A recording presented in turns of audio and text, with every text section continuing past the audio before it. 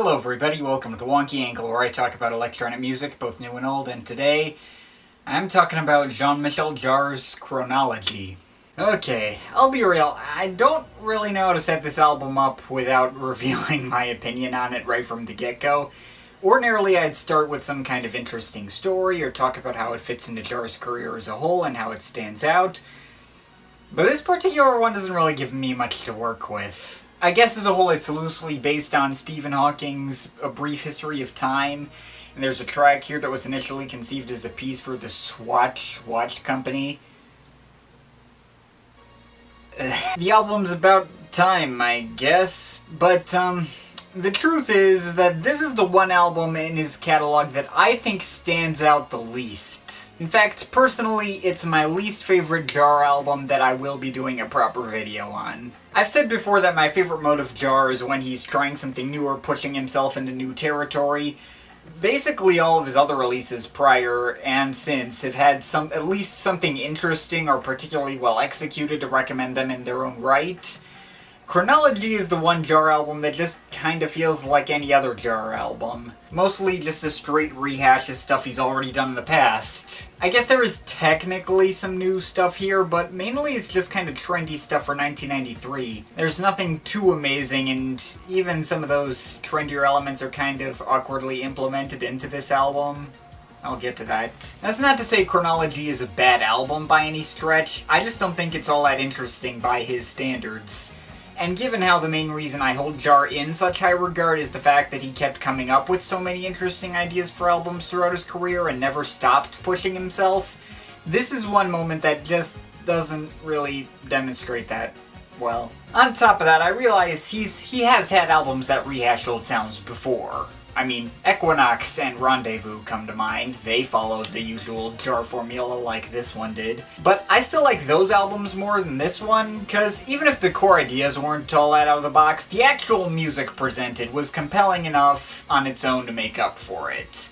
Those albums either, in the case of Equinox, it has some of my favorite Jarre tracks ever, or in the case of Rendezvous, it set itself apart purely with its scale and scope and had a good amount of random stories that could be fun to talk about. Chronologie has some of that, but it kinda comes up short in my eyes.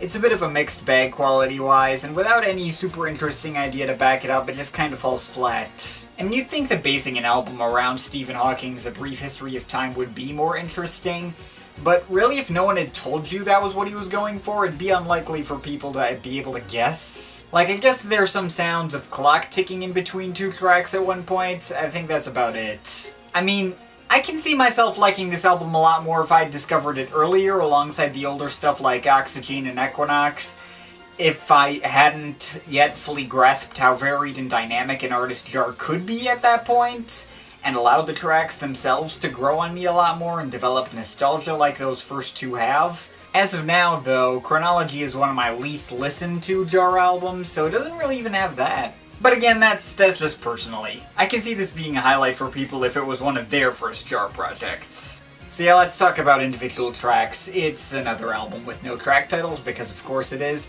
The first track here is one of the longest singular pieces Jarre's ever done, just short of 11 minutes.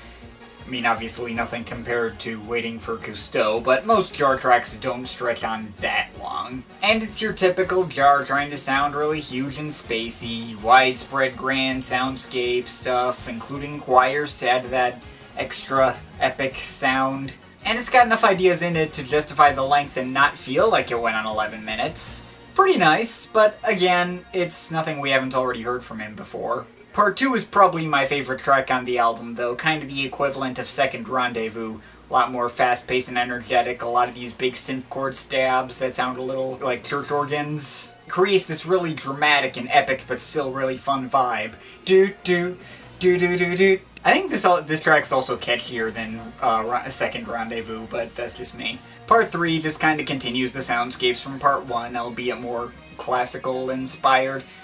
Also, kind of just reminds me of church music a little. Then we get Part 4, which is another one of my favorites from the album, albeit one I have minor issues with. It's the album's equivalent to Fourth Rendezvous, another happier and triumphant melodic theme, even going so far as to include the 4 chords up pop at one point. And yes, the 4 chords. Weirdly enough, it's not the most irritating example I've heard of the 4 chords, though. Like, it kind of ends up sounding like the kind of thing you'd want Andy Bell from Erasure singing over, rather than just sounding like every pop song you've ever heard. It's a little lazy, but it could have been a lot worse. After that, things get a little strange with Part 5, which has a couple of different sections going into it. Like, it starts out with an ambient version of Part 4, and then goes into this weird 90s hip-hop thing, complete with vinyl scratches and, like, those DJ hits, or whatever you call those. This is what I meant by some new elements being kinda awkwardly implemented.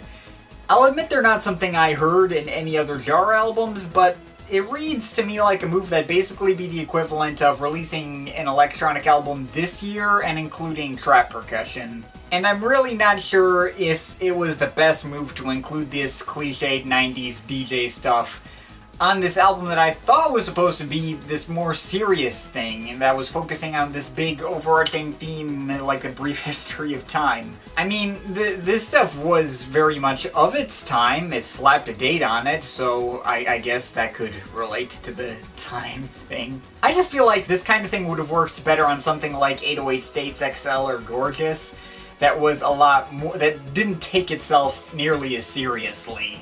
On here, the 90s hip-hop stuff is pretty out of place. It kinda comes off as trend chasing for the sake of it. Even if it were something like Zoolook, that's at least not a serious album in the first place, so it wouldn't have been as I suppose there could be worse trends to chase. I mean, Jarre with trap production is kind of a scary idea. Anyways, the album does recover afterwards with Part 6, which sounds like a more techno-y mix of something from the second side of Equinox. Bassline sounds kind of similar to Part 6 of that, I think. But then we get a forgettable soundscape continuation of the previous part with Part 7, and then finally, with Part 8, we get the big synth organ stuff again, sounding big and dramatic as usual. Sounds like what you would expect this album's ending to sound like.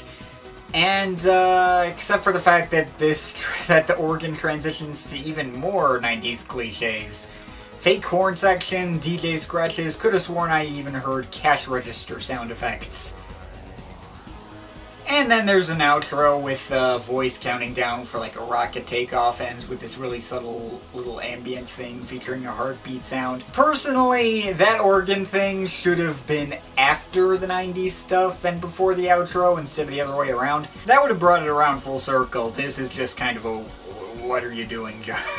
That's basically everything with this album. I know this didn't sound like a very positive review, and maybe it sounds like I hate this album, but I really don't. I just think Jarre can do better. This is basically a mix of cliches from Jarre's usual style, with cliches from the time that this album was released. And, you know, honestly, I even forgot the Super 90s stuff was even here. That might speak to how I feel on this album as a whole as well. Though as much as I've ragged on this album for the trendy stuff, it's really not as bad as I made it sound. It's at least fun for what it is. Jarre has proven before that he's not immune to trends with stuff like Revolutions, and I'll at least admit it does provide flavor. I just never got the feeling this particular album was the right one to try this kind of style on. But really, I think I actually have more issues with the stuff that just kind of sounds like everything else Jarre's done before. This is the album that most obviously showed off a formula behind Jarre's work. And as much as I like tracks such as Part 2 and 4, they don't really hold a candle to earlier big singles like those on Oxygen and Equinox. Out of context, Chronologie is perfectly serviceable if maybe a bit confused at points, but in the context of his whole career, I consider this to be kind of a low point. I'll probably keep it on my iPod anyways. This is not the kind of thing that I think people ought to avoid entirely. I still think it's fun for what it is, and I'm sure people will say I'm being way too harsh on it. I would just expect more out of Jarre than what Chronologie could deliver, so I'm overall feeling a 6.7 out of 10. But of course, it's just my opinion, you can feel free to disagree with it, but I'd like to hear your thoughts, so leave comments, the comment thing down there. Shout out to my Patreon supporters, they're awesome people. If you want to add yourself to that list or make me review something, link to my Patreon is in the description. But yeah, that's pretty much it. That's all for today, see you next time.